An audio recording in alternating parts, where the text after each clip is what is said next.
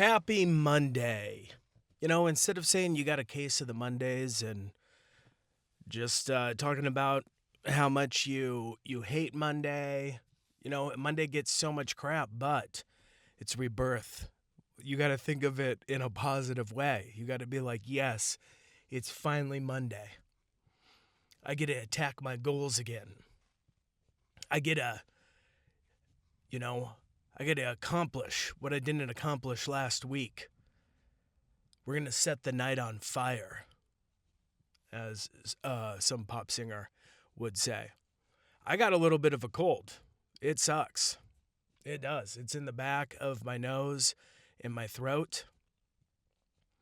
And I thought that it was feeling better, but then when I started talking just now, it's there. It's sitting in the back of my nasal cavities and my throat, and I absolutely hate it. But it won't stop me. It won't stop me. It won't stop me from accomplishing this goal today on this beautiful fall Monday. Fall is here. Fall is. Summer has successfully punched fall in the face, and it's been knocked out for some time. Now, summer might get back up. It might get back up this week. I think on Thursday, it might be 86 degrees, close to 90. So it didn't make it to the full 10 countdown. It wasn't 10 and out. It'll bounce back. And it'll be that weird kind of like fall heat where it almost like kind of itches. Do you know what I'm talking about?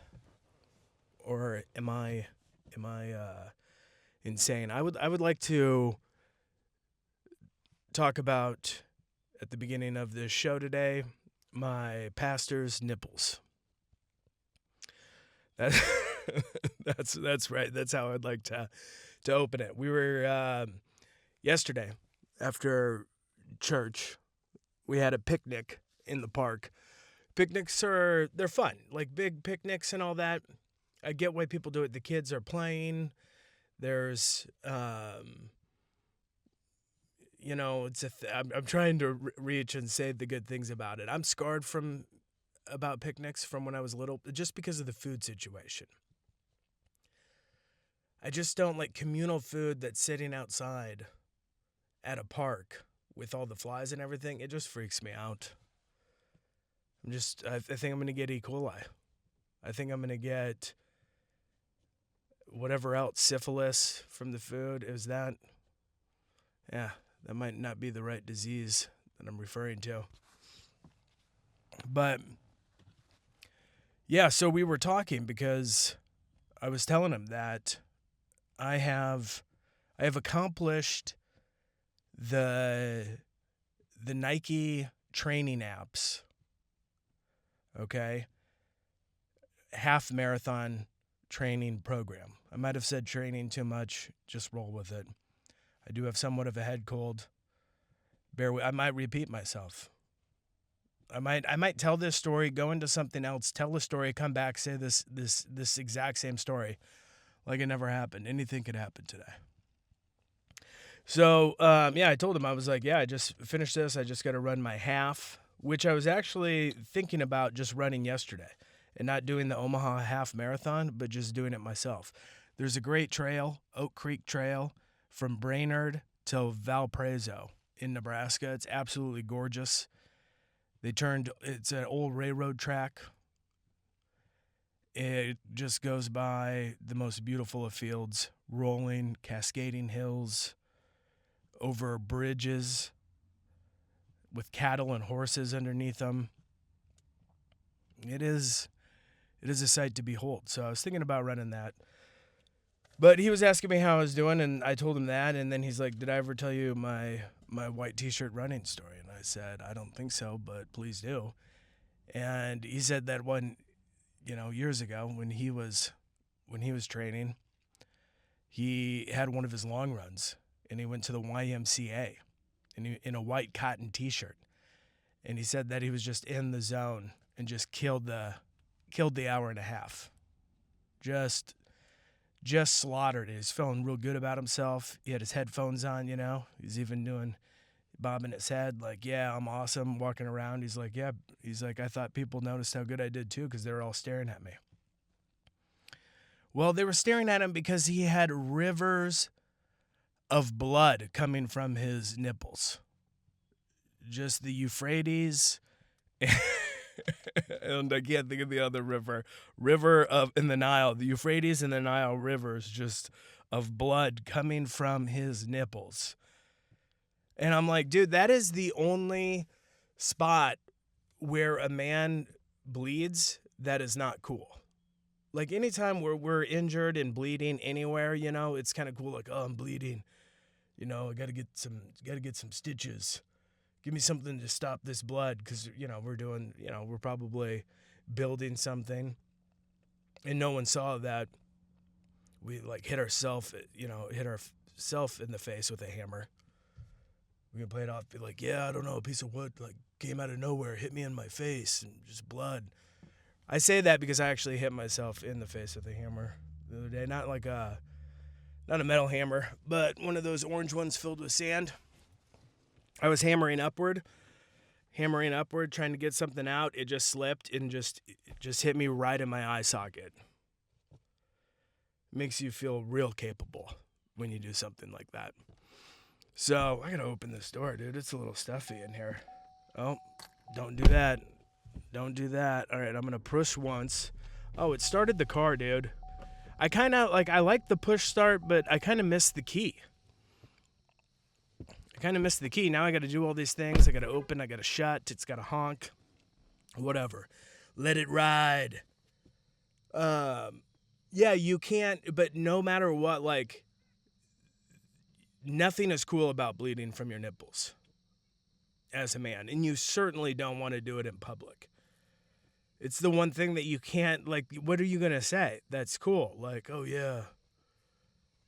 There's nothing. I can't think of a single thing. Like, maybe I was skateboarding and I hit a rock and went flying through the air. And both my arms went paralyzed, and I landed on my chest and skidded along the concrete and gravel, and it ripped open my nipples, and now they are fountains of blood. Like, what? You can't... That's not a real thing. That's not a real thing. So you can't... There's nothing cool about it whatsoever. It's a humiliation ritual when you bleed from your nipples. That's why I don't wear shirts. That's why once it gets really, really cold, I have to stop running. Because there's nothing that I have found that will protect my nipples from becoming chafed and bleeding, and there's no pain and nothing I hate more than that feeling. And it looks like I'm not alone. Because after he told me that story, I just looked at him and said, I am no longer alone. I am... But... Hey, very, very funny. In comedy news, John Reap, winner of Last Comic Standing 7, I think, and Dodge Commercials, dude, he was just busted for like 10 counts of, I don't know, child nastiness, child porn, I believe. I mean, that is real gross. Real gross, real evil, and he had a show that night, and he got arrested. And the venue sent out a thing like, we'll refund your tickets. And then even, like, dude, if you had tickets to that show, no one is admitting it. People with babysitters, people who told their friends they were going to see him and they should come, they're going to be like, that's crazy. You had tickets to John Reap and that happened. And they'd be like, no, what are you talking about? We weren't going to see him. Yeah, we had tickets to a movie. We don't even like comedy. Dude, they are going to gaslight the shit out of everyone they know. No one's going to admit to having those tickets. And then,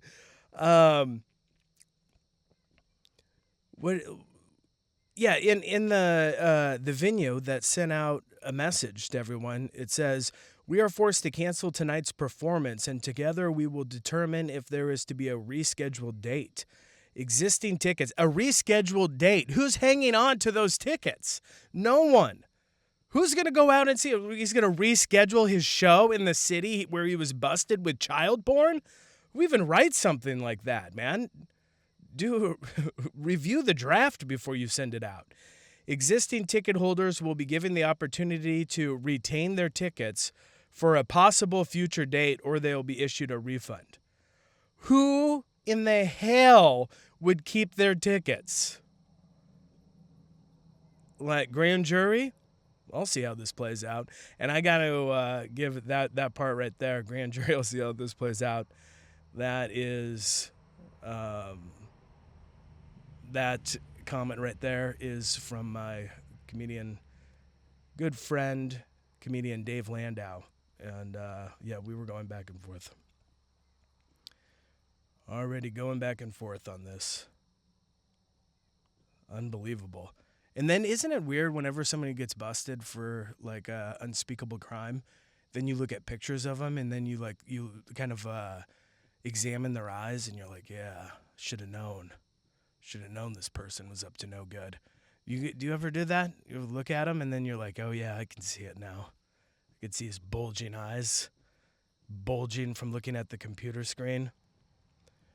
I don't know, maybe I'm the only one, but anytime or if there's like a shooting or something, I look at him, I'm like, yeah, they should have looked at his eyes. They should have clearly this person is absolutely evil.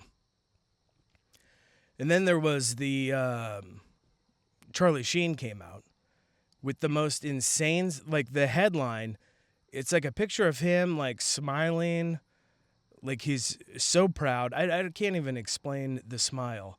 And then the headline next to it says, Charlie Sheen says sexual encounters with men started amid crack use. So what? Some of it was weird. A lot of it was effing fun. That's in quotes. And then it's just a picture of him smiling. Who smiles like that next to those words? A degenerate society is what we live in. Absolutely. Speaking of degeneracy, I haven't watched anything on it yet, but the VMAs were last night, the Video Music Awards, so, it's probably just filled with a ton of Satanism, and I think Lady Gaga won like 5 awards. She probably did some sort of spell there. I do know that, I think Sabrina Carpenter, maybe that's her name. I don't know.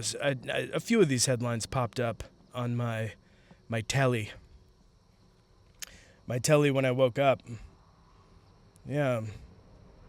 Sorry, I just saw another one about Charlie Sheen. Like, why is Charlie Sheen coming out about this now? Why is he having a documentary on Netflix where he's just talking about how much crack he smoked and how many dudes he had sex with? It's weird. Like, why now? Does he probably need some money? Will he get money? Will he get enough money to pay more people off? No, he said those days are over. He's telling the world that he does dudes and that he has AIDS, so he doesn't have to do any more payoffs. Yeah, Sabrina Carpenter flooded stage with drag queens during Project Trans Rights.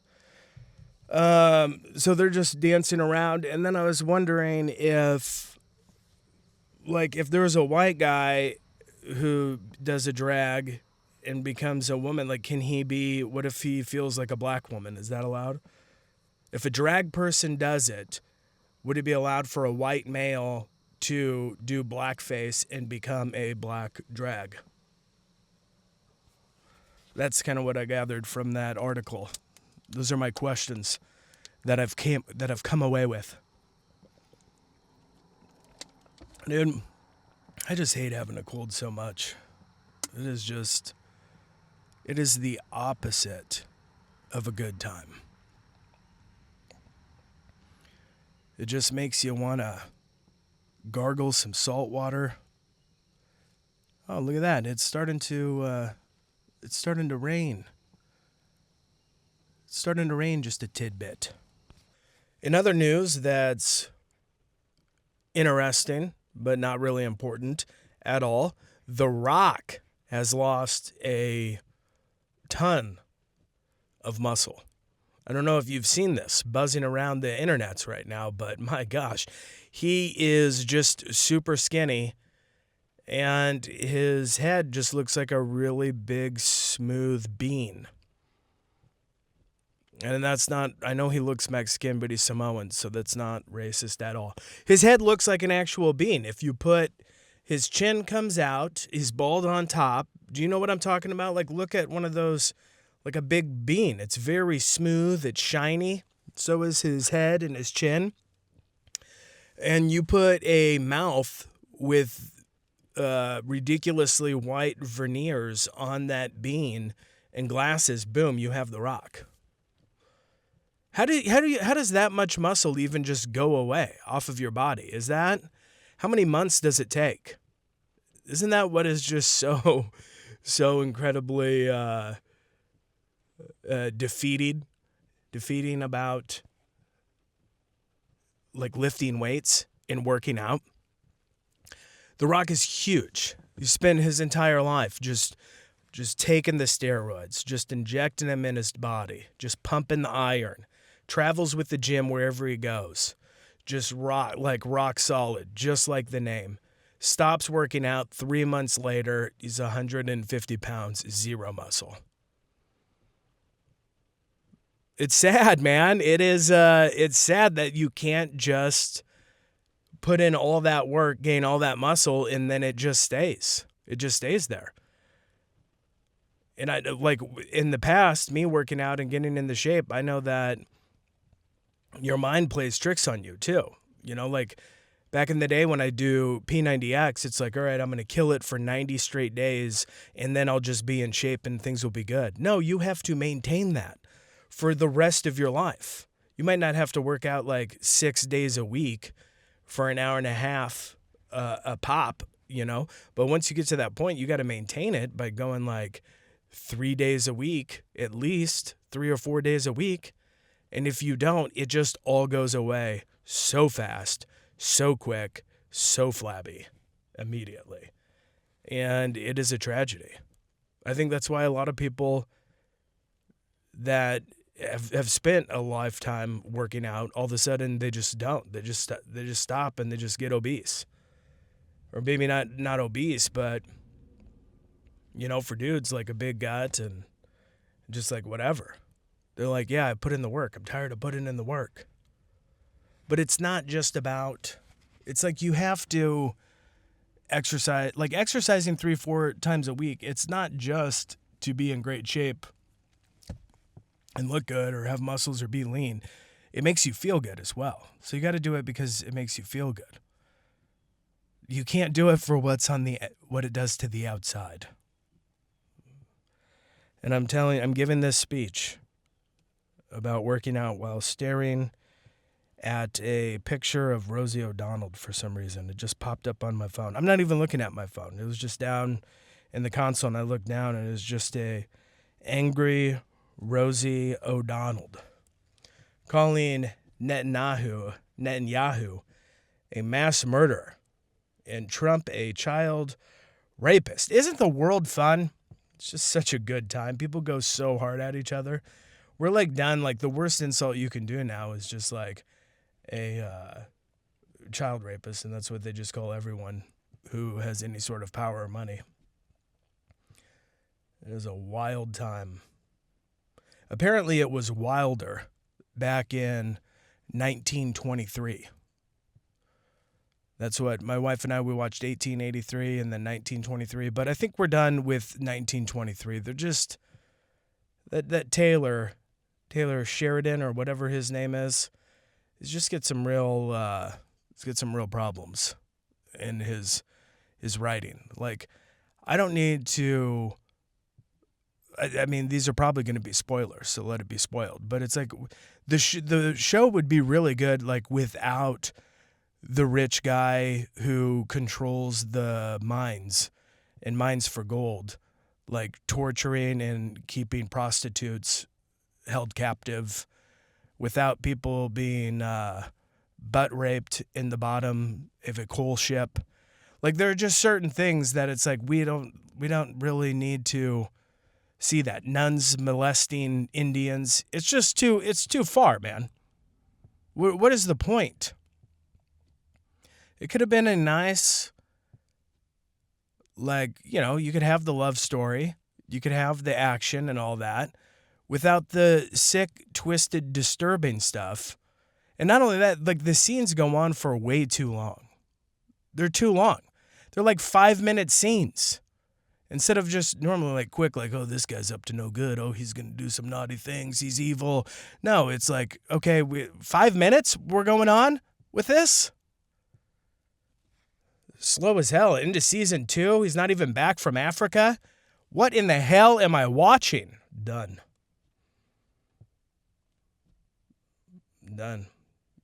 Got too weird. Like, he's right. Like, I don't know. Like, evil scenes where they're trying to show a character of how evil and twisted they are. Like, some dude is still sitting there in his room behind a computer, like, writing this stuff out, which is just always kind of creep me out in a way. So, yeah. Maybe you disagree. Maybe you're like, I love it. There aren't enough scenes of men being butt raped in the boiler room of a coal ship. Need more of that. 5 minutes? Psh, that's not long enough. We need 10 minutes. We need a 15-minute scene of a guy just torturing hookers. That's what we need. That's what America craves. He's got his finger on the pulse of America, this Taylor guy. Let him make every show that there is on Paramount. No other shows can exist but the ones that Taylor makes.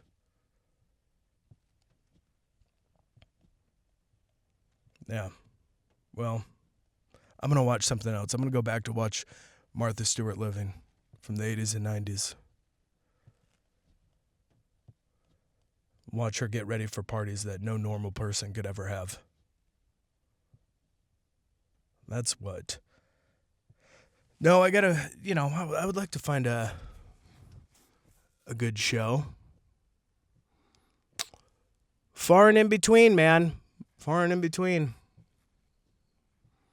It's lightly sprinkling right now. It's raining, but the sun is out. Very mysterious. Last night we had a corn moon. That was very cool. I didn't see it, but I heard it was cool. I was in bed with a cold, and I tried to get up and go look at it, but I decided I don't care how beautiful the moon is.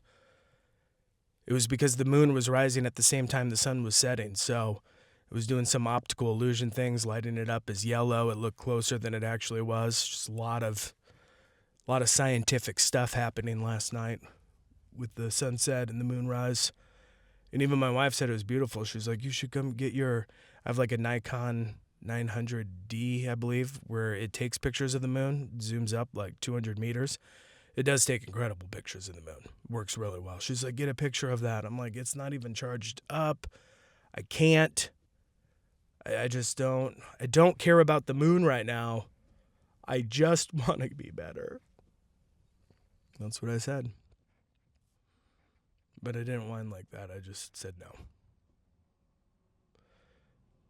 Nope, I'm done. I'm going to eat. We didn't have any cough drops, so I had to use beer bottle barrels.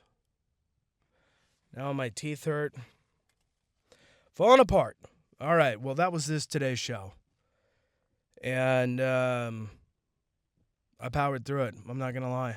It is hard to talk with this head cold and what's going on in the back of my nasal cavities and throat. But hey, sometimes you got to push through, and I'm proud of myself, and I hope you're proud of your baby boy over here. So hopefully tomorrow I'll be feeling better and be back then. Have a good day.